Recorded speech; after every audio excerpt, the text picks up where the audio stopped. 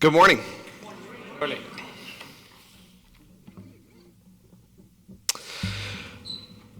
So this morning, I'm just very excited about the passage that we're going to be looking at. I don't know, I'm typically excited about the passages we're looking at, but I'm especially excited this morning about just diving into Psalm 139. I don't know if you're familiar with that number, that particular song, but it is hands down one of my favorite in all of Scripture.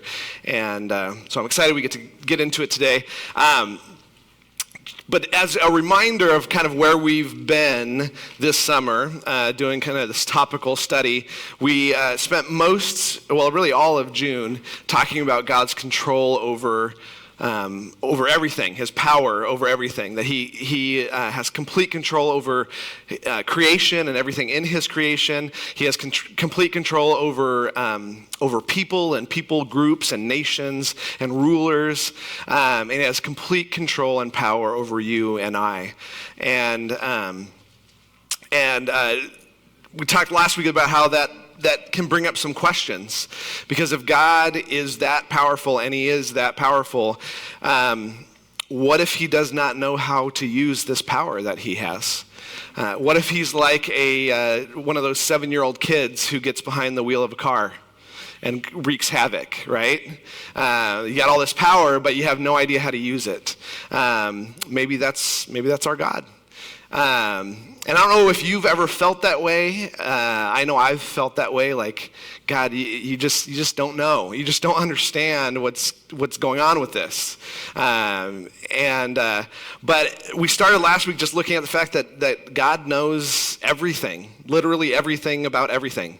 That if you could put all of everything that could possibly be known that lines up with reality. Of course, there's plenty of falsehoods and wrong ideas out there, but all the right ideas, if you could put them all into a box, that God would own that box.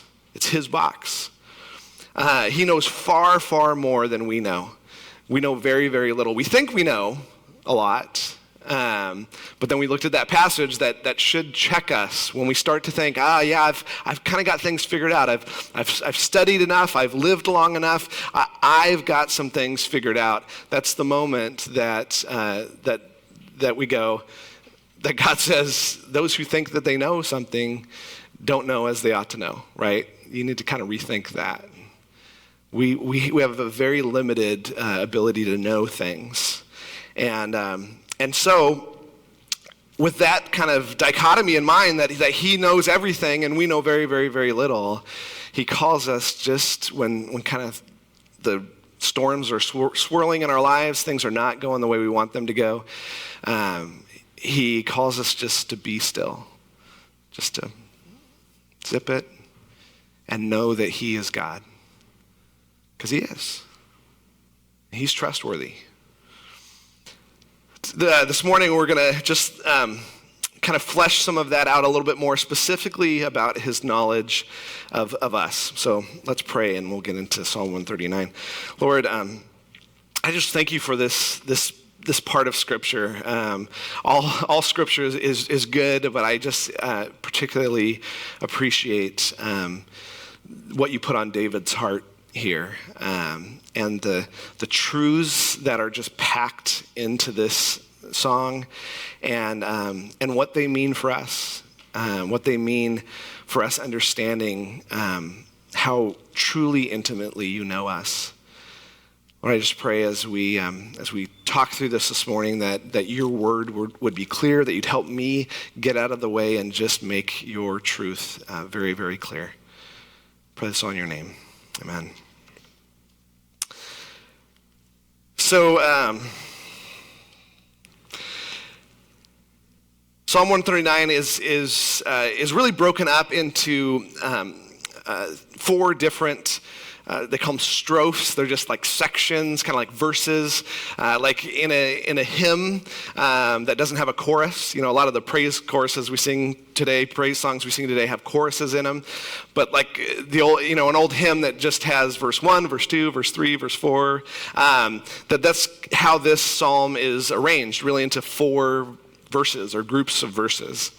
And so we're going to take those four different sections and just break them down. And he starts like this. This is David who wrote this. He says, "O Yahweh, you have searched and you know me." David's saying, God, you have searched me, you have known me. This word searched is a word that means to search completely through, to explore. He's explored me. It's a word that they would use in mining when they would go and they'd be looking for some sort of a mineral. They'd be exploring that cave for a particular mineral.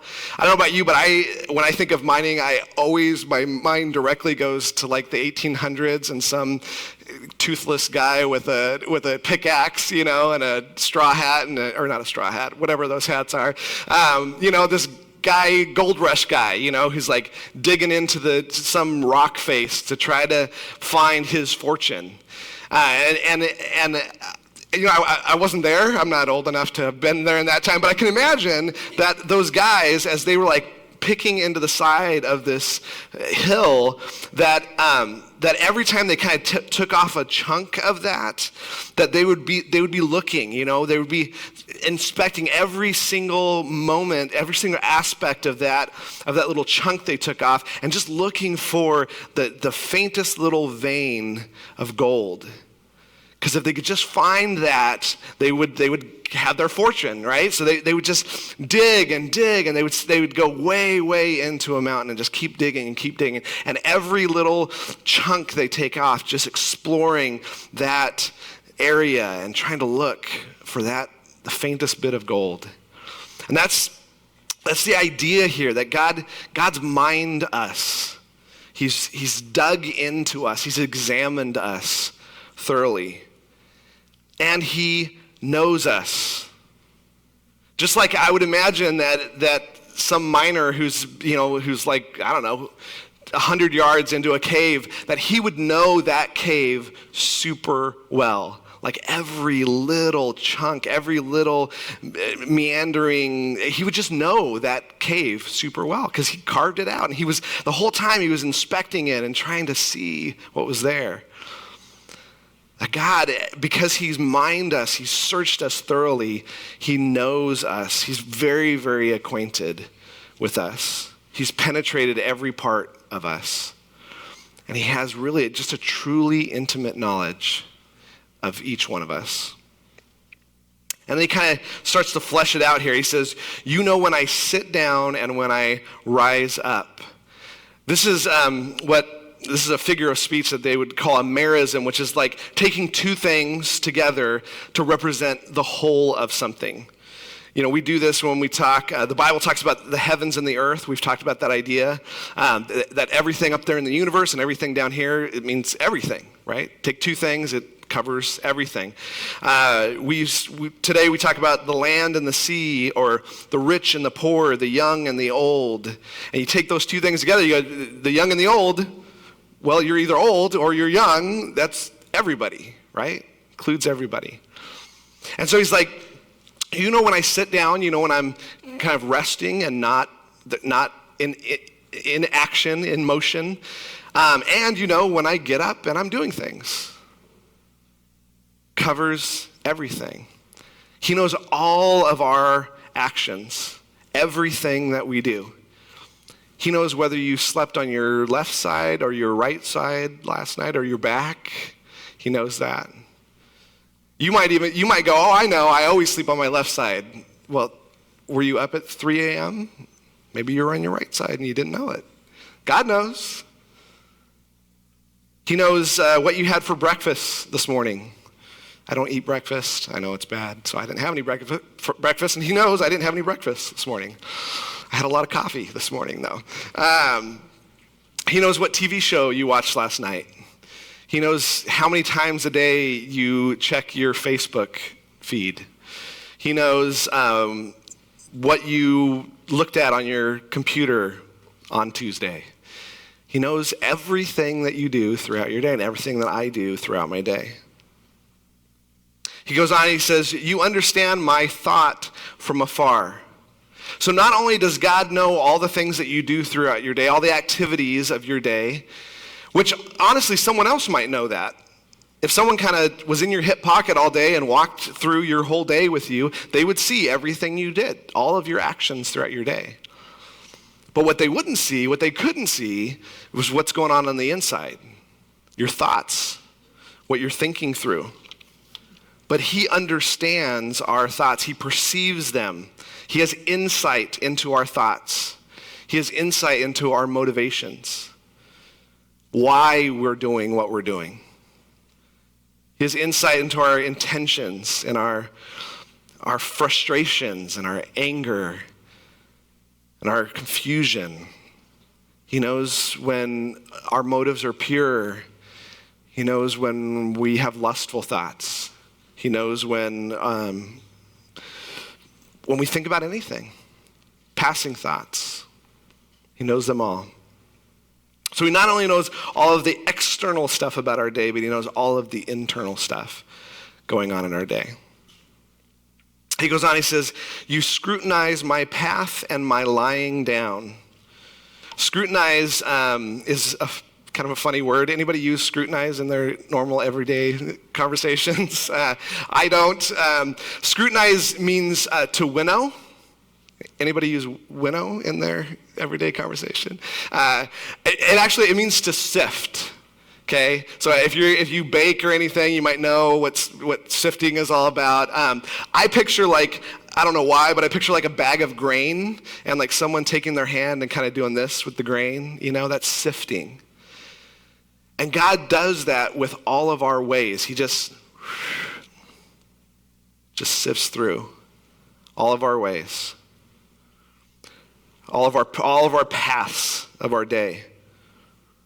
And this is another one of those merism things. It's the path of my day. It's the path that my day takes. So sometimes kind of we have our days planned out and we think we know where we're going, but actually we kind of go this direction and then we're over here in this direction, and we never quite know how our day is going to end up. But eventually there's a path that's worn in our day, and then we end up at nighttime lying down. We're done. So all of what happens throughout the day until I lie down, God knows that. He sifts through that. He's evaluating the contents of my day and looking through it. And he does that every day with every path that my day takes. He sifts through it. And because he's doing that, he is intimately acquainted with all of my ways. I love those two words, intimately acquainted. It's a great translation of the Hebrew there. Intimately acquainted. He's super, super, super familiar. It's the word there. It actually means, it's the idea of knowing something by repetition, by looking at it over and over and over and over. Because remember, he's sifting us over and over and over and over again. I had a professor in college who every year would read the book Knowing God by J.I. Packer. Anybody know that book? Pretty decent book. It's kind of theology boiled down to an easily readable level. And he would read that every year. I mean, he's been, when I was in his class, I think he'd been reading it for like 20 years, and it's been a while since I was in that class. He just reads it every year. Every year. And the reason for it is he said, I learn more, I understand more, I get more out of it every single year. Because he just wants to pour over it and just read it by repetition so he can truly, truly know it. And God does that with you and I.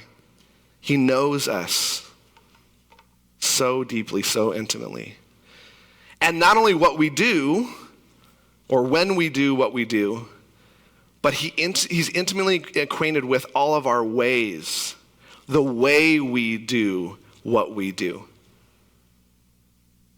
The way you do the things that you do, the way that I do the things that I do. We might do the same things, but we might do them in different ways because we kind of have different ways about us.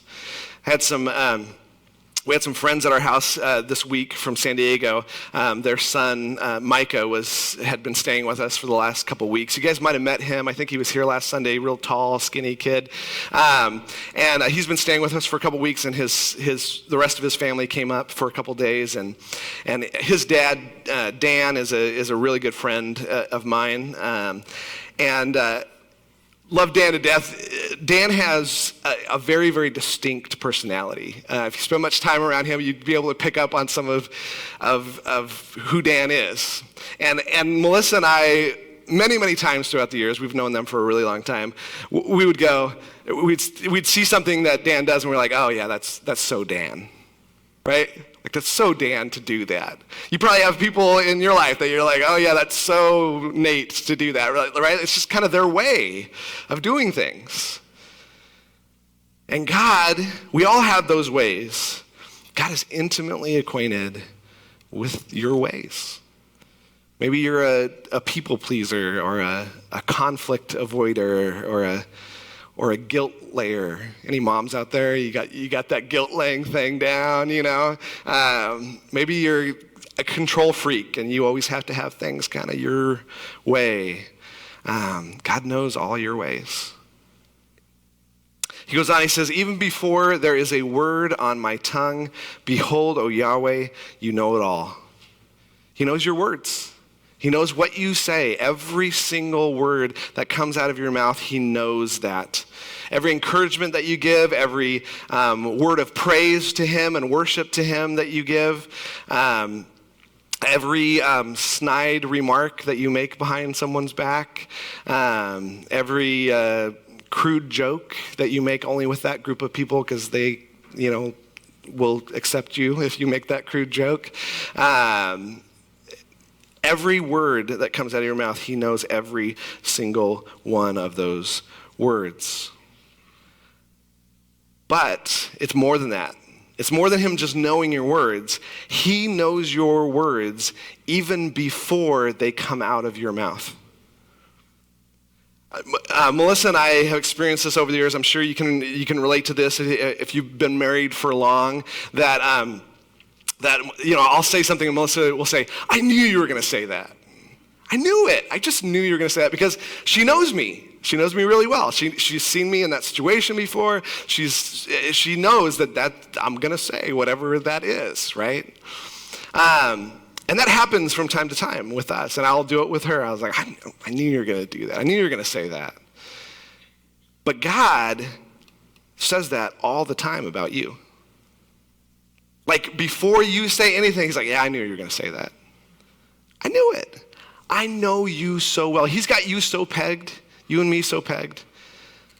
He just knows what you're going to say before it even comes out of your mouth. Because he knows you that intimately. In fact, he says, behold, O Yahweh, you know it all. And it's this know-it-all thing, Mr. Know-it-all. We talked about it last week. He's Mr. Know-it-all, truly Mr. Know-it-all. He knows it all. But this is in the context of he knows it all about you. Everything that could be known about you, he knows it. And as this reality kind of sinks in for David and he's thinking about these thoughts, which are profound, he starts to get a kind of a sinking feeling. He says this, he says, you have enclosed me behind and before and laid your hand upon me. He says, you've enclosed me. Like, you're here, and then when I go there, you're here, I'm just boxed in by you. We've got a bunch of frogs at our house this year. Like, literally, it's Egypt all over again on my property. They're just everywhere. And sometimes they're in the house and they'll be on the counter or something, or we'll open a drawer and one will pop out, It's bad. But what we'll do, because I don't like to touch frogs or anything like that, and most of my family doesn't like to do that either, we'll get a cup. Anybody ever done this? And you go like, right? And you put it on and then you slide it. I don't want to put my hand on there, so I grab a plate and I'm like, and I get it on there and I take it out and I'm like, throw it out to the yard, or I throw it to the dogs and they eat them. That's usually what happens. But it's like that. It's like God's got this cup and he's like, Nate, I got you, right? And that's how David's feeling right here. He's like, I'm like, you're just everywhere. I look, you're boxing me in. You've laid your hand upon me. It's like, I got you. That's how he's feeling. It reminds me of, if you've ever had teenagers, I'm sure you've had this experience where they're like, Dad, you're smothering me. Like, you're just all in my business all the time. And I'm like, yeah, I am all in your business all the time. That's the way I like it. That's the way it's going to stay. Yep. And just give me some space, right? This is kind of the idea here. He's like, just like everywhere I look, God, you know everything. Could you just back off a little bit? Give me some space. He says, such knowledge is too wonderful for me. Now, we could easily misread this phrase because of how we use the word wonderful. This is not wonderful like Disneyland is wonderful. This is wonderful like wonder. Like you see something like some sort of invention or something, or somebody doing something, and you're like, wow, I wonder how that works. Like that, wow. I remember when I was in college, I was in a freshman psychology class, and I still to this day have no idea how this works, honestly. But my psychology professor came into the room. He wrote something on the board. He wasn't really showing us. He wrote something on the board. He pulled down the little projector screen over what he wrote, and then he grabs a phone book, the white pages of a phone book, and he sets it down in front of the first student. And there's like 50 people in this class. He sets it down in front of the first student, and he turns around and he says, start passing the phone book. So they just start passing it. It starts making its way up. He finally says, stop. He wasn't looking, he just said, stop. Didn't know which student had it. He says, now you who have the phone book, just open it up to any page. They're like, open it up. Now hand it to the next student. They hand it to the next student. Now you start running your finger down, slowly down the names. So like, stop. Now read that name. And the student read the name. I don't remember what the name was, Bill Johnson or something, right? And he goes over, he pulls on the screen, Bill Johnson's on the board. I was like, what? Like, what? Like, how does that work? I still have no clue how he did it. Like, magicians do this kind of stuff, and I'm like, right? It just blows my mind. Like, I don't know. I went to him after class, and I'm like, you got to tell me how you did that. He's like, no. I don't tell my secrets. I was like, wow. That's this. It's like, wow. I wonder. And he actually says, it is too wonderful. It's too full of wonder for me. The Christian Standard Bible translates this phrase, this knowledge is beyond me. The New English Translation says, your knowledge is beyond my comprehension. That's the idea here. It is just so big. Your knowledge of me, the depth of knowledge that you have of me is just, I can't even comprehend it. It's beyond my comprehension. I can't even understand the depths of your knowledge of me. And then he repeats kind of a similar phrase. He says, it's too high, I cannot attain to it. It's like a bookshelf, and there's a book on the top shelf that has knowledge. There's knowledge there to be had, but it's out of reach. And there's no step stool that can get you there. It's just as much as you strain and strive, you know it's there, you see that it's there, but you just can't get to it. You can't get the knowledge that's in that. That happens to me a lot because I'm short. But I just can't get there. Can't get to it. His knowledge of you and me is so vast, so deep, so complete, we cannot even understand how completely he knows you and I, you and me. And on the other hand, our ability to understand ourselves is limited. We can only understand ourselves so much, right?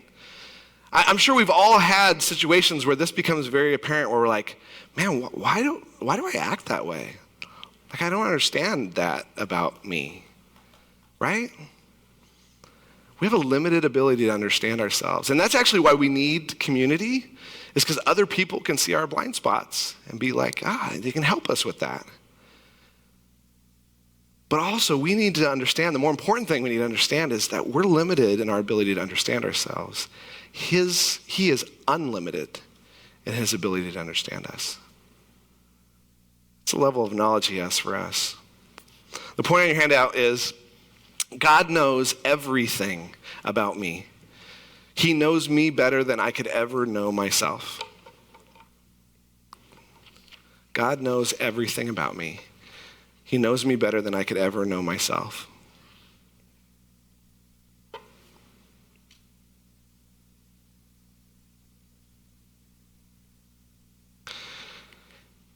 He goes on, he says, he's still in this, having this sinking feeling of like, God, you're just everywhere. You're all around me, right? So he's like, where can I go from your spirit?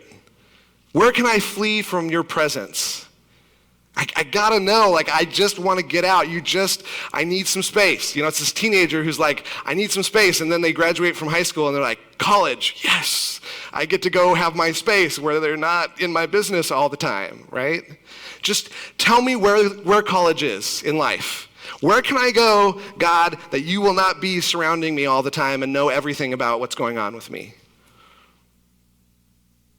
And then he throws out some hypotheticals. He says, if I ascend to the heaven, if I become an astronaut and I go into space, maybe I'll work toward that.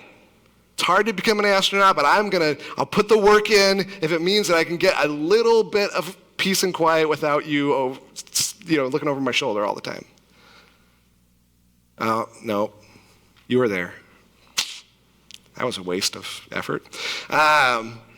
If I make my bed in Sheol, he's saying, so that doesn't work to go up that way. Maybe if I drill down into the earth. I'm fascinated by these machines. You see these pictures here on the left. These are these machines that can actually burrow into the earth and create a cave. I'm fascinated by how those things even work. Partially because when I was a kid, I really wanted to drill through the earth and go to China. Anybody else have that? I don't even know if China is directly below us, but in my mind as a kid, I was like, I just want to drill down. I want to see what that's like, to drill through the earth and pop up on the other side of, the world. And this, I think, could probably do some of that, although probably not too much. But maybe I can just drill down into the earth far enough that you won't be there. Oh, what? Well, behold, you're there too. If I take the wings of the dawn, the picture here is, I don't know if you've ever sat during a sunrise and watched the sun rise. It's pretty spectacular. If you've never done it, you should definitely do that multiple times in your life. But if you've been anywhere where there's like a hill or a mountain and the sun comes up and it crests over that mountain, and right as it crests over, it shoots light across. He's like, maybe if I could just reach the speed of light, if I could go that fast and just dart as far as I possibly could go to the remotest part of the sea, the farthest place I could possibly go at light speed, maybe I can outrun you. Verse 10, even there, your hand will lead me, and your right hand will lay hold of me. Even if I do that, you're going to be there and you're going to pick me up like a doll and go, I still got you. Ha, ha, ha. You're there. You got me.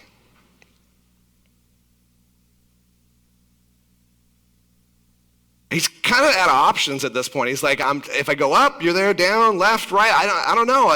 Any direction I go, you're just there. Oh, okay, I've got an idea. He's like, okay, if I say, surely the darkness will overwhelm me and the light around me will become night. I don't know if you've ever been in a room that has no windows. You kind of have to do that in order to get all the moonlight out and the starlight out and stuff. But a room with no windows and no light seeping in from under a door, but a truly, completely black space, black room. We had some friends, a family in our church in Alaska who built a theater room, a home theater room, and they put it right in the middle of their house, and it had no windows, and they had the doors come down with little whatever to cover up so that it was pitch black. And I remember being in there. I was actually in there like middle of the afternoon, but that room was pitch black. I walk in, and you think at some point that your eyes are going to adjust and you're going to begin to be able to see something in the room, but there's no light there.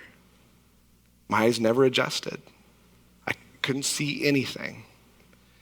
It's like, what if I go into a room like that? What if I go to a place like that where you can't see anything? I'll hide, you seek, God. Can you see me? Maybe if I just disappear, if I become the invisible man, maybe that's how I can get away.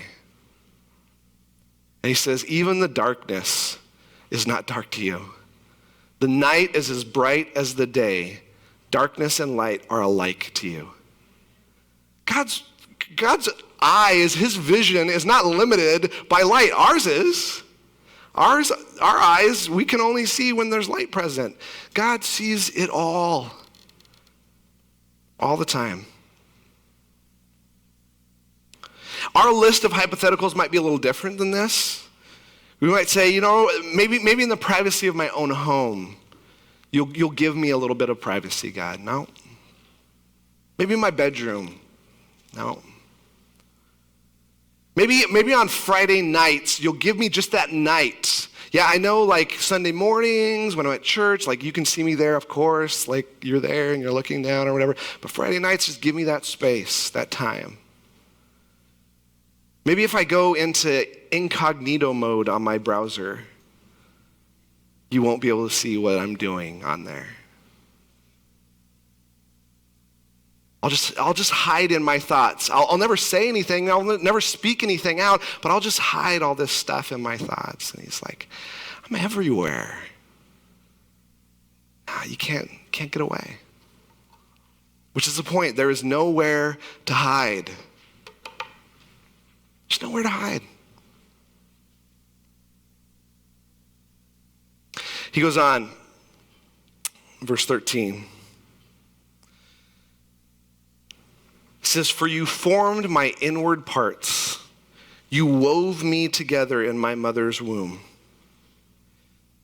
He uses the word for here because he's trying to kind of prove a point based on the first 12 verses. He's like, what we need to understand is that God knows everything completely, and part of the reason he knows everything completely is he formed us. He created us.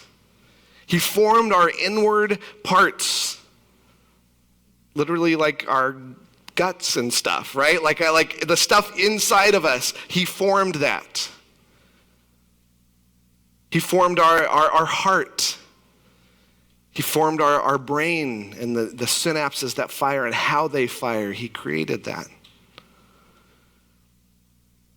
He created our kidneys and our lungs.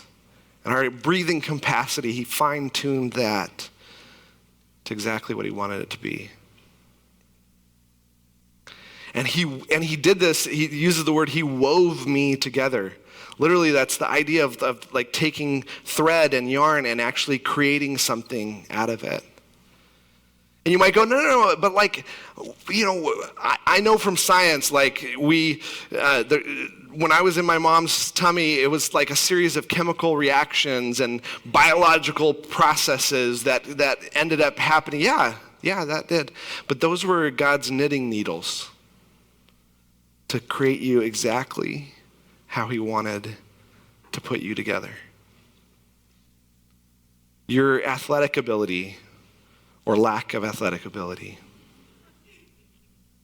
he formed that. Your mental capacity or lack of mental capacity, he formed that.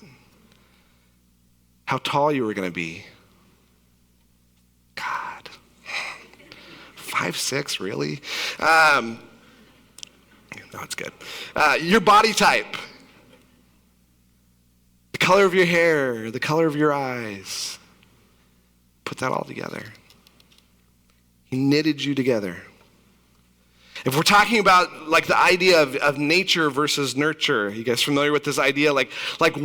How did I become who I am? Was it more how I was born, how I was made, or is it how I, have been formed over time? What my parents poured into me, my friends poured into me, whatever. And on the nature versus nurture side, this is the nature side. God created your nature, formed you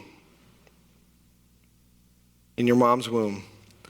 He says, I will give thanks to you, for I am fearfully and wonderfully made. Wonderful are your works, and my soul knows it very well.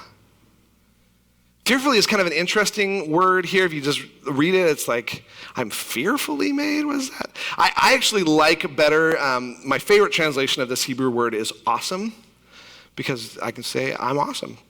I am made awesome, and you are made awesome. We are literally awe-inspiring, the way we've been formed and made. And you honestly do not have to look farther than holding a newborn baby in your hands. And maybe your own newborn baby. I still remember very, very clearly holding Ellie in my hands.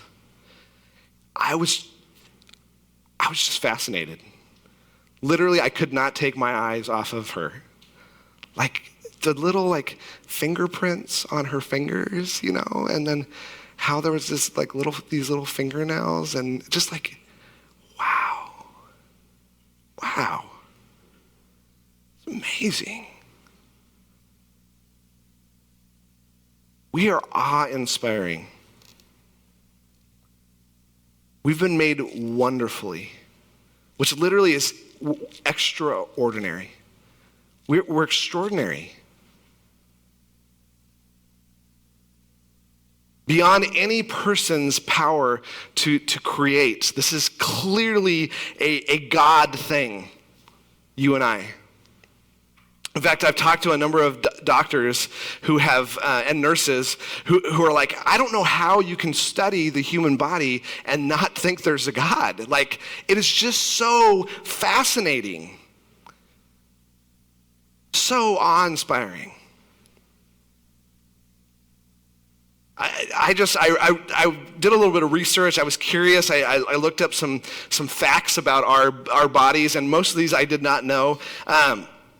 Did you know that, and this one actually makes sense a lot to me once I read it, it was like, your heart beats all the time, right? And beats fast. And that kind of movement would cause friction and would cause heat, right? Like when you do this, it creates heat pretty quickly. Your heart is pumping all the time. And if it wasn't for the fact that there is this specially designed lubricating bag around your heart, you would burn up from the inside out. That's cool. That God did that. Our nervous system, we have these veins and arteries that go throughout our whole body. If you took them out and you lined them up end to end, just the veins and arteries in your body would encircle the earth 4 times. It's crazy. It's awesome. Our nose, we can smell 1 trillion distinct smells. 1 trillion. Some of them not great. But, it's just amazing that we have that ability. We have sniffers that can do that. We can't even create a machine to do that. We don't have the ability. Our sniffers can do that. Our eyes can see 10 million distinct colors.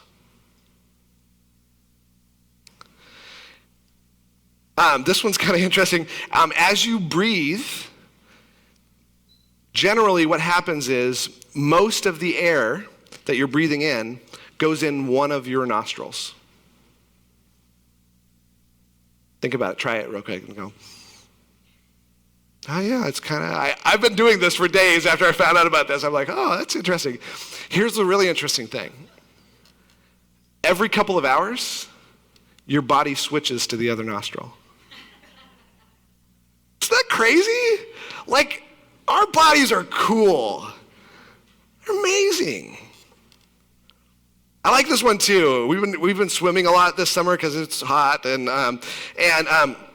when you go underwater, your body automatically, your heart slows a bit, and your body automatically redirects your blood flow toward your vital organs. Just when you go underwater. We're amazing. You and me, we're awesome. We are awesome. And we need to look at ourselves this way. We need to look at each other this way. He goes on, he says, my frame was not hidden from you.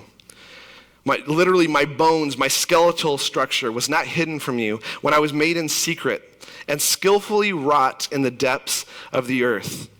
Keep in mind, when David is writing this, there is no ultrasound. There's no way to look into the belly of the mom and see what's going on in there. He's like, there's like this secret thing going on in that belly that we have not seen, we cannot understand. And honestly, even today, we can, with ultrasound, we can get sort of an idea, but it's not a full idea of what's going on in there.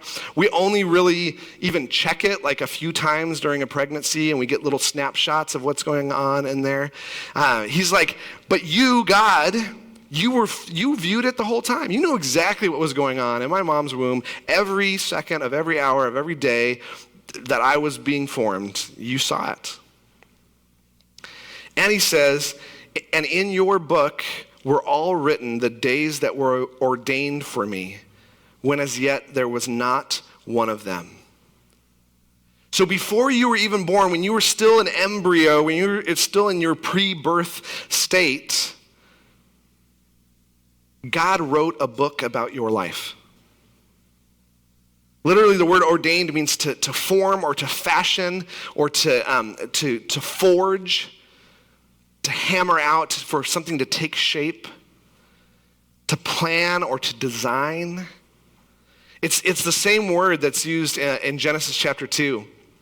When God talks about the forming of man, he says, then Yahweh God formed man of the dust from the ground and breathed into his nostrils the breath of life, and man became a living being. That word formed, it's the same word that he's using here. God did not stop his construction of you, his forming of you in the womb.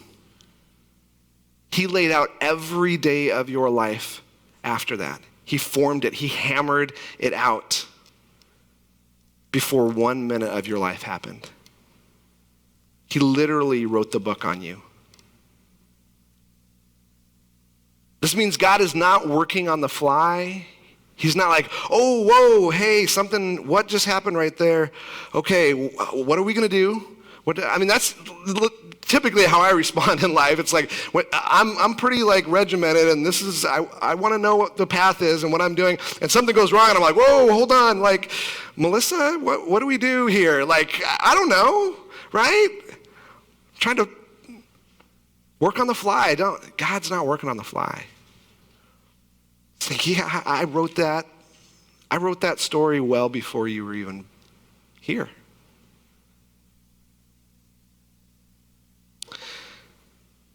So he finishes his section with this. He says, how precious also are your thoughts to me, O God. How vast the sum of them. If I should count them, they would outnumber the sand. And he's talking about God's thoughts of us, these thoughts that we've already been talking about. He's like, they're so precious to me. This is amazing stuff.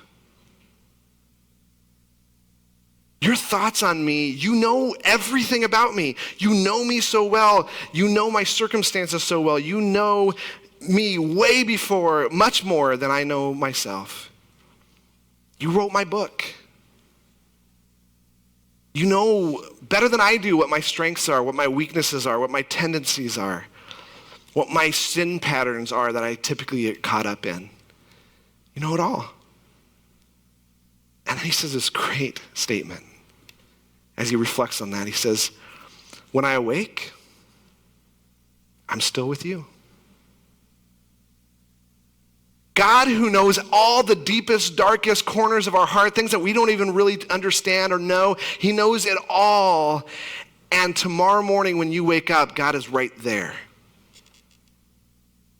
It's not going anywhere. Some stuff that if people knew that dark corner of your heart and my heart, that they would run the other way and go, I can't deal with this. God's sitting right in it. Point on your handout is, he handcrafted and intimately knows my nature.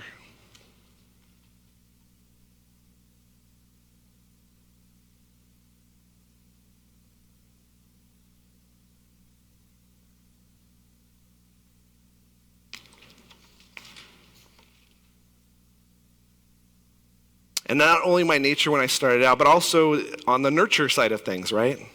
Because every day of my life, he's been crafting that too. He's completely at work, complete knowledge. And he finishes here. He says, this takes a really weird turn here. He's like, oh, that you would slay the wicked, O God.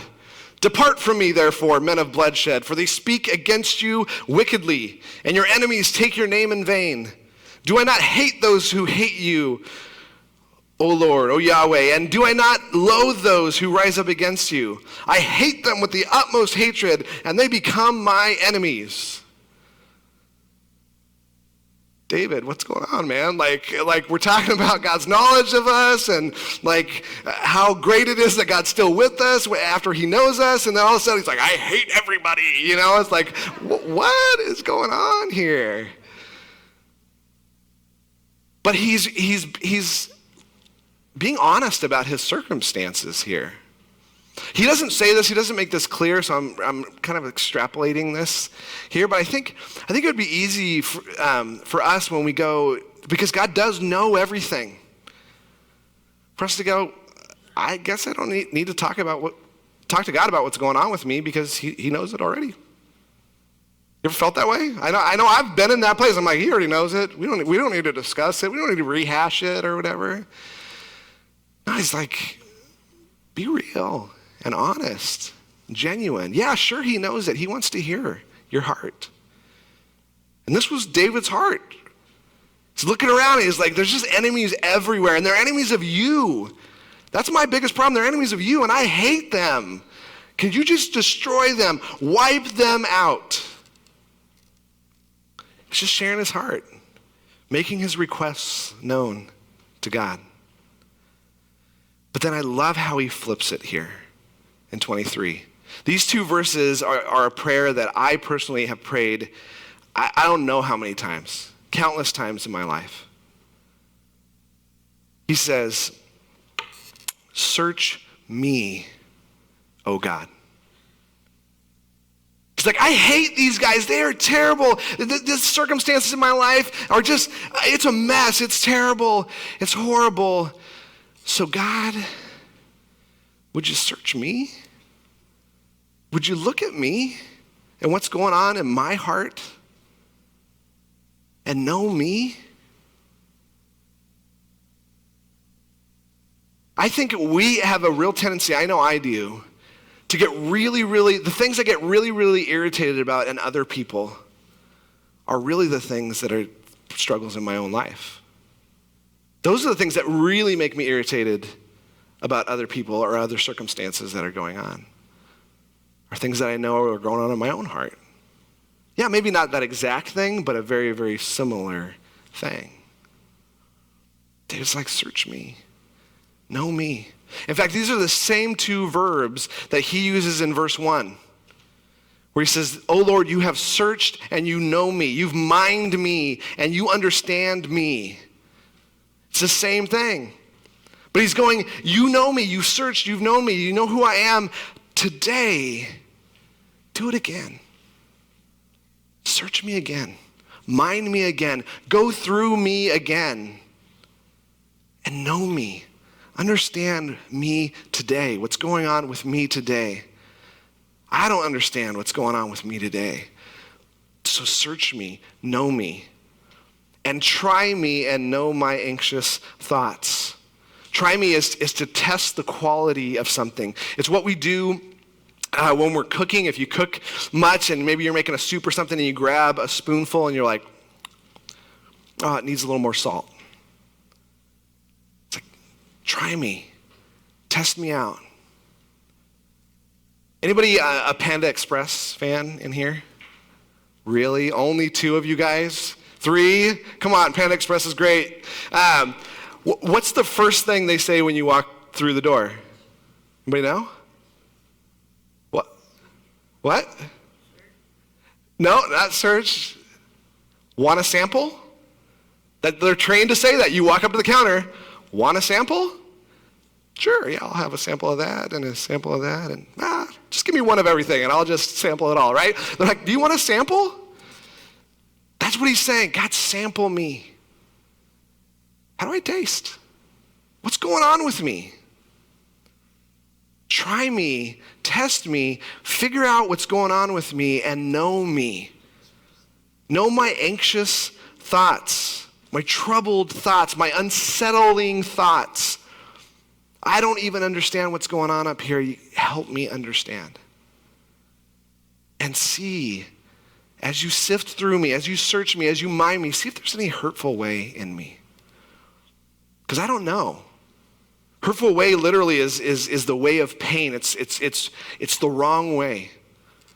What ways in my mind and in my heart am I going the wrong way, God? Can you search me right now today and just show me? And then lead me in the everlasting way. I don't want to go down the wrong way. I want to be led in the everlasting way, which I am a total nerd. You guys know I love words. I loved the word study on everlasting. It's such a cool word because it means the ancient way, the old way, from before anyone can remember, that far back way. And it's translated that way sometimes. But that word also means the way that's coming, the future way. And it also is translated the perpetual way, the continuous way, the way now. I love that. It's God's way that has been perfect. It's the right way from all ancient of times and into the future and right now, the right way, the good way. God, show me in my heart, show me in my mind and in my words and in my deeds. Where am I going wrong? I want to open up to you and you just show me. Know me. And then get me off those wrong paths and onto your everlasting way. The better way. The point here sounds a little weird, but he knows you better than you know you. Let him show you you. It's just a bunch of yous. You. He knows you better than you know you. Let him show you you. Bottom of your handout, we're just going to read this. It says, God knows us. He looks on us with a gaze that penetrates beyond our pretenses and facades. He's fully aware of our hidden flaws and our biggest failures. He grasps the full extent of our strengths and talents. There's nothing about us that is even slightly concealed or obscured. There's nowhere we can go that he does not find us. All of our thoughts, actions, and intentions are laid bare before the one who knows it all. He even perceives things about us that we can't see or don't completely understand. He sees beyond the lies we tell ourselves and the mixed motives that taint our most applaud-worthy moments. He is the expert on you and me. He knows everything there is to know about you, and he's still here. What a great God we have. And just a question at the bottom. What do you think would change for you in how you respond to God if you really started to believe and live out these truths? I'll give you a second if you haven't written something in there to write down in one or two words.